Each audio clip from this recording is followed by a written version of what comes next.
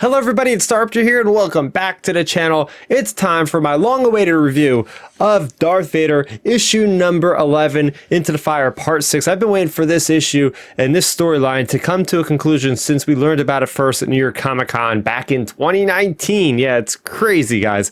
We are finally getting the answer to the question, does Darth Vader know what's going on with Exegol? And well, we've had this long journey where Darth Vader got cast aside on Mustafar by Palpatine after failing his master, and well, now he has succeeded through all the trials, has fought off against different people like Ochia Bestoon and Asuma Verminoff and tons of Star Destroyers, and well, we find Vader on Exegol with Ochia Bestoon and beckoning the Asuma Verminoff. Yes, that's the same crazy creature species from Solo a Star Wars.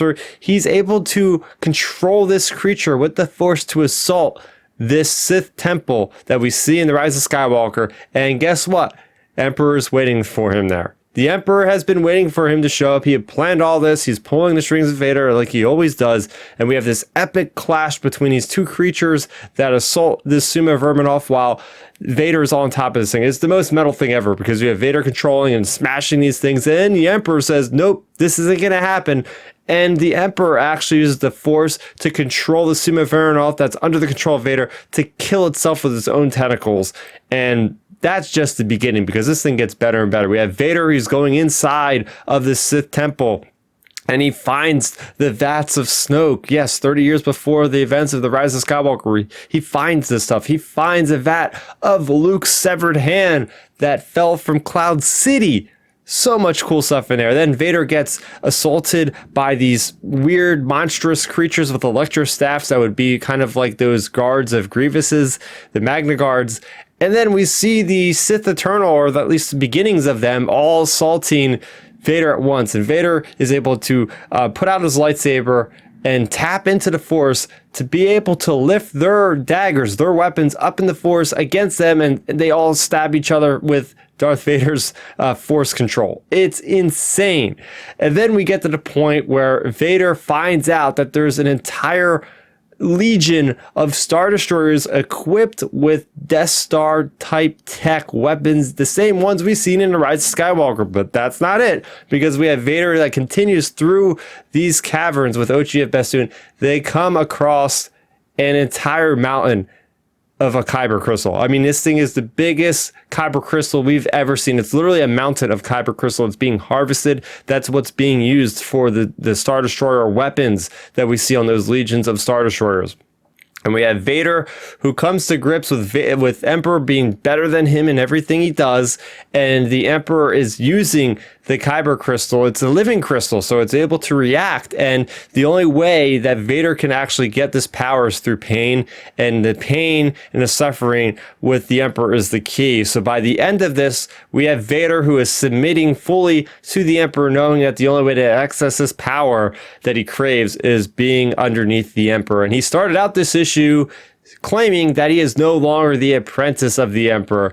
And man, oh man, if you aren't excited by the things I have just said as far as the plot relating to Darth Vader issue number 11, then simply why do you hate comics? And because this is awesome. This is Vader at his absolute worst and his absolute best in some cases. This is filling so many plot holes from The Rise of Skywalker that bothered me. Like, why were there all these Star Destroyers here? Did the Sith Eternal build those? Who are the Sith Eternal? How long has Snoke been in development? What happened with Luke's hand? Because Luke's hand floating into the atmosphere of a certain planet was supposed to be the beginning, the opening sequence of The Force Awakens, and I believe that it was called back pretty close to this film being done, and they had to do that. But man, oh man, I've been waiting for this issue for a very long time, and the fact that we have finally got it, and it's worth the wait, I think. It's really a pivotal piece in Star Wars comics history because it's filling in so many gaps of things that I wanted to see have a resolution, and it boggled my mind with.